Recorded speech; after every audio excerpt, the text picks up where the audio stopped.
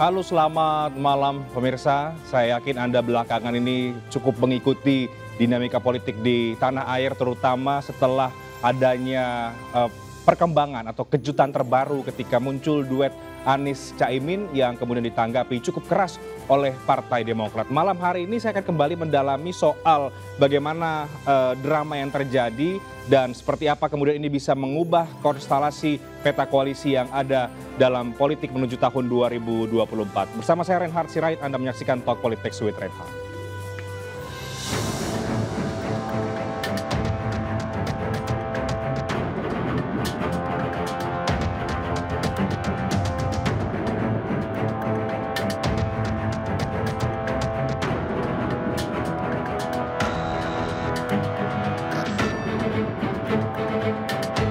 Ya, saya akan langsung membahasnya bersama dengan empat narasumber di studio dan satu bergabung lewat sambungan Zoom. Saya akan perkenalkan, ada Bang Faisal Reza, Direktur Pemenangan Pilpres dari PKB. Selamat malam, Bang. Apa kabar? Sudah deklarasi? Sudah. Aman, lancar semua? Dan juga ada Pak Syarif Hasan di sana, anggota Majelis Tinggi dari Partai Demokrat. Pak Syarif, apa kabar, Pak? Ya, selamat tidak berjumpa.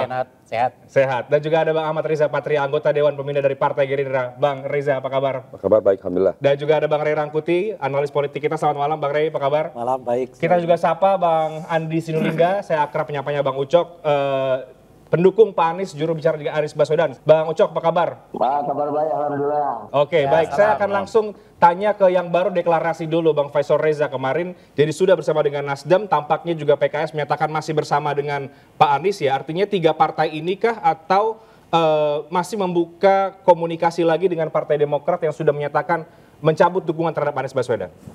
Ya, yang penting kami sudah deklarasi karena drama kemarin itu memang sesuatu yang juga sangat serius buat kita selama beberapa hari dan hampir tiap hari kami menggelar rapat di antara pengurus partai dengan DPP dengan Tanfiz Syuro, rapat diperluas di Jawa Timur, beberapa kiai dan seterusnya, malah ada beberapa yang juga kita tugaskan untuk bersilaturahim dengan kiai-kiai, meminta pendapat, meminta nasihat sekaligus juga istikharah. Oke. Apakah ini satu jalan terbaik yang harus diambil dan alhamdulillah pada akhirnya seperti yang kita saksikan bahwa tanggal 2 kemarin kami Nasdem dan PKB mendeklarasikan pasangan Anies dan Muhaimin Iskandar. Ada PKS juga, artinya masih dengan PKS ya?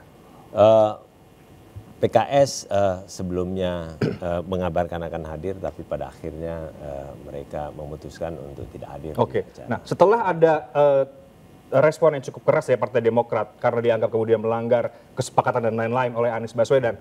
Apakah dari PKB dan Nasdem juga masih membuka opsi untuk mengajak bergabung kembali karena dalam politik kan biasanya sangat cair situasinya? Ya, memang kami membahas dan mendiskusikan itu, tapi belum sampai pada satu kesimpulan. Oke. Kita tunggu 1-2 hari. Yang penting deklarasi dulu begitu dan sudah selesai begitu ya. Saya ke Pak Syarif Hasan. Pak Syarif, publik tahu ada respon yang sangat keras dari Partai Demokrat dengan berbagai alasan. Jadi sampai hari ini kita bicara di sini komunikasi dengan Anies Baswedan itu juga belum terlaksana. Ya, pertama saya ingin ucapkan selamat dulu kepada PKB. Terima kasih Pak Sarif. Ini senior saya nih. Kita belajar banyak sama beliau. Nampaknya Pak Sarif ini paling tenang ya. Selamat ya. Yang kedua, kami Partai Demokrat saat ini sudah memutuskan untuk pull out dari koalisi dan tentunya kita sedang mengevaluasi semua faktor-faktor eksternal maupun internal koalisi masing-masing, kemana kita akan berlabuh, dan tentunya kami memerlukan beberapa waktu untuk healing proses sekaligus evaluasi mana yang terbaik untuk bangsa. Kami sebenarnya terus terang saja yang kami hanya mempersoalkan adalah menyangkut masalah moral etika di dalam hal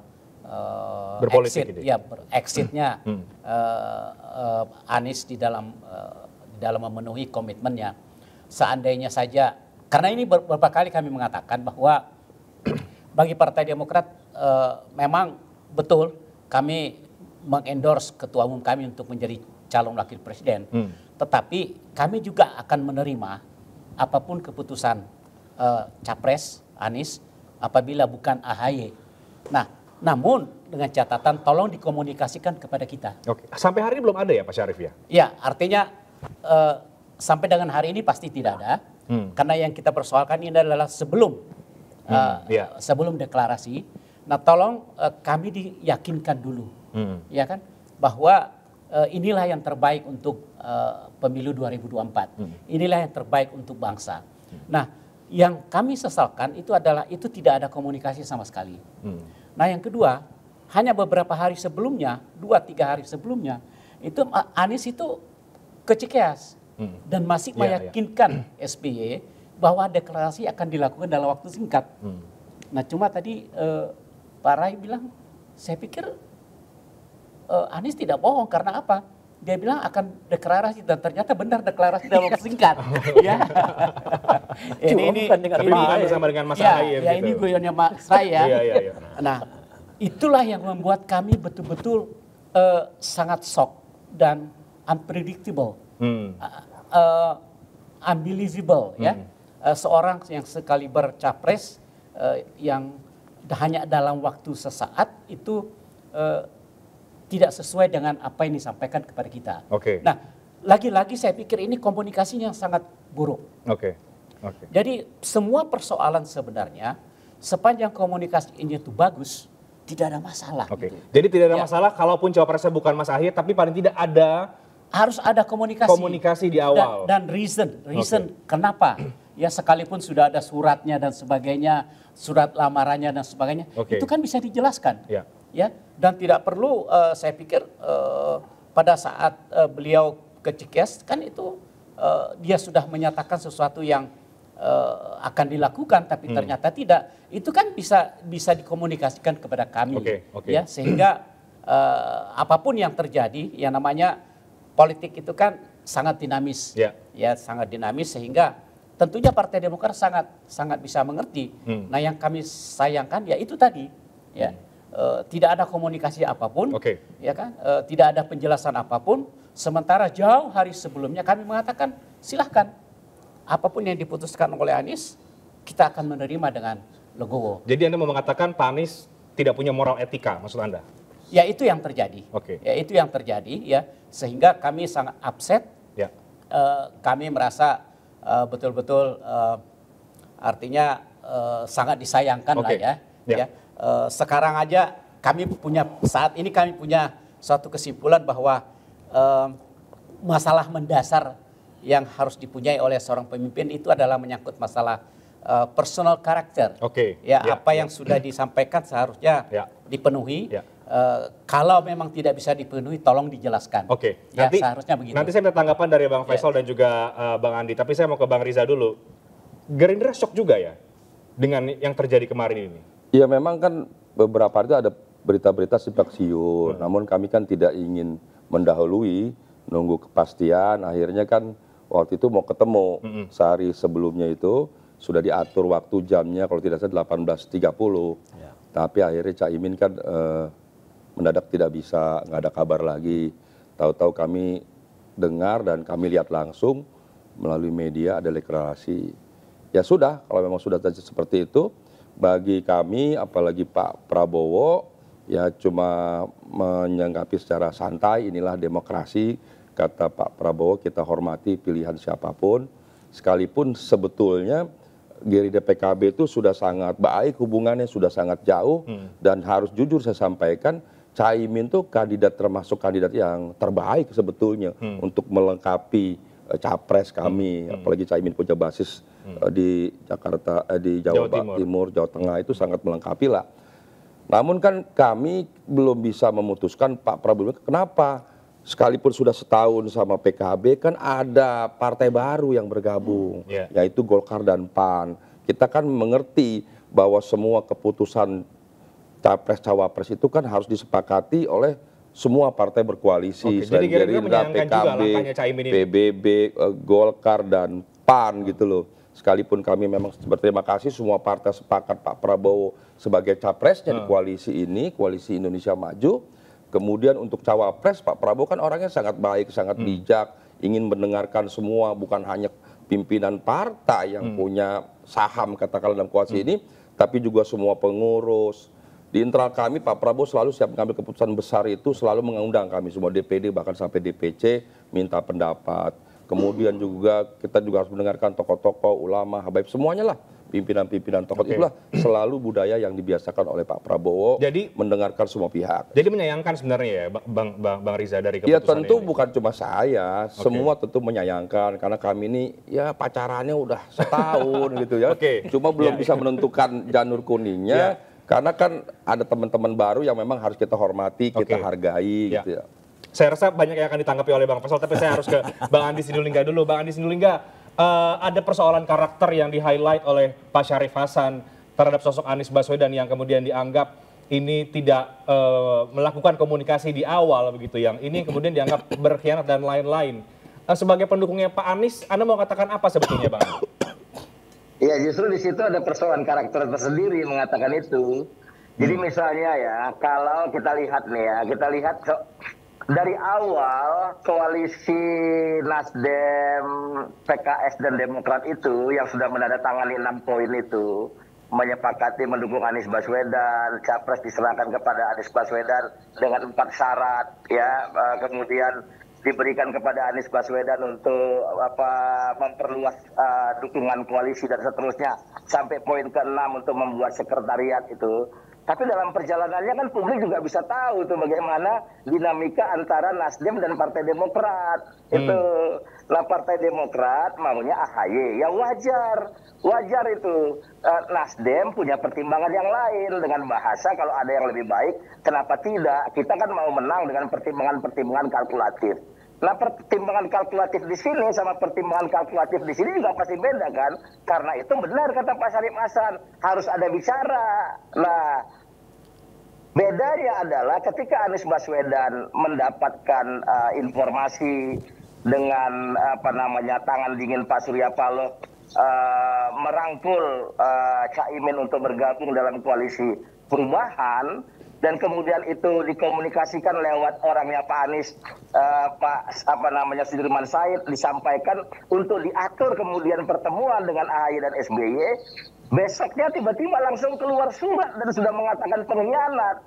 Padahal sebenarnya kalau kata kuncinya adalah komunikasi, penjelasan, maka kasih dulu waktu untuk memberikan penjelasan itu. Jangan langsung mengeluarkan surat, maksud Anda begitu Bang Andi? Justru di situ ada persoalan karakter kalau kita mau menuding orang. Nah kalau kita mau menuding orang, maka saya akan mengatakan kenapa tidak diberikan kesempatan untuk komunikasi dulu ya oleh Pak Anies langsung, kepada Pak SBY, kepada AHY untuk mendapatkan keterangan langsung. Sehingga habis itu Demokrat bisa membuat keputusan. Dan kalau keputusannya pun katakanlah bergabung dengan tetap mendukung, alhamdulillah kami mengharapkan begitu, ya syukur. Tapi kalau katakanlah keputusannya juga tidak bergabung dan tidak bisa menerima seperti itu, ya menurut saya jangan juga caranya kayak gitu. Mengatakan orang pengkhianat, musang berbulu domba, dan seterusnya.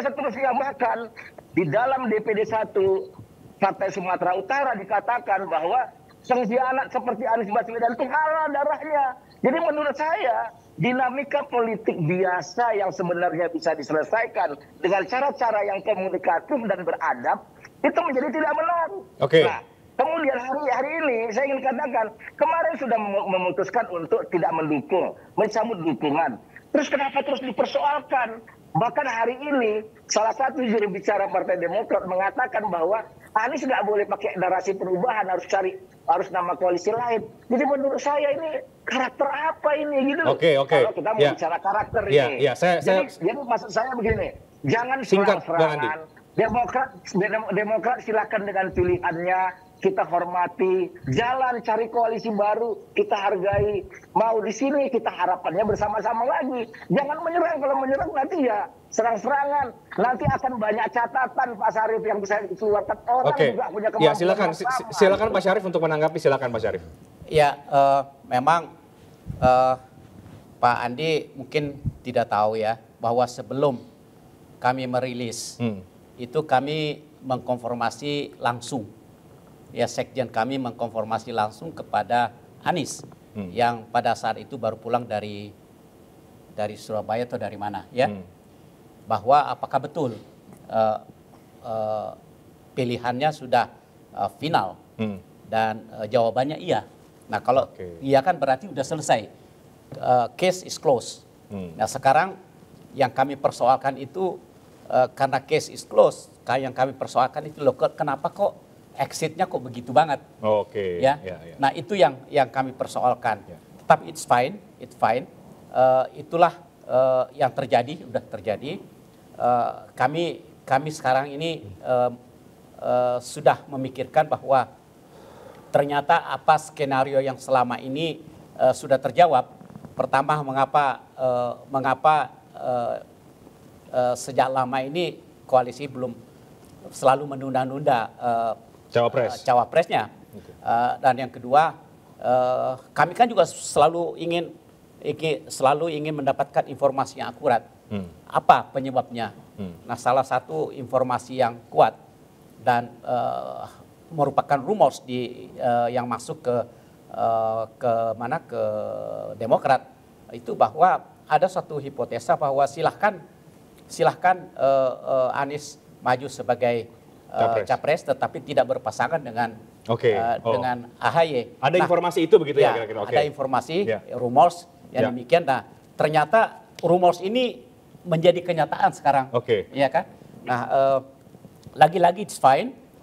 Bagi kami sedang menata, melakukan evaluasi. Setelah ke peristiwa depan, kemarin. Ya, ke depan ini bagaimana? Karena jawabannya kami tetap ingin agar aspirasi masyarakat yang menghendaki perubahan itu, at least sampai sekarang itu majoritinya ditujukan kepada Demokrat agar ke depan itu ada perubahan. Dan itu insya Allah kami akan memperjuangkan terus. Dan sekali lagi tadi sudah disampaikan, memang perlu saya jelaskan Mas Rehat bahwa ide perubahan dan perbaikan itu ada awalnya dari Partai Demokrat. Dan kemudian pada saat koalisi disempurnakan menjadi perubahan dan kesatuan. Persatuan. Jadi kalau ada beberapa kader kami yang menghimbau, ya, jangan pakai nama perubahan jangan pakai perubahan. Ya itu kan karena kami merasa idenya itu awalnya adalah Partai Demokrat. Baik Pak Syarif. Saya ke Bang Ray Rangkuti sebelum kita break. Bang Ray, apa yang Anda simpulkan dari... Saya mau bilang bahwa saya tahu Pak Syarif informasi itu tentang Rifki, Sekjen ngomong dengan lewat Sudirman Said ngomong dengan Anies Baswedan, kita juga mendengar kok, gitu. Nah, tapi sebaiknya menurut pendapat saya adalah diberikan kesempatan kepada Anies Baswedan untuk menyampaikannya secara langsung.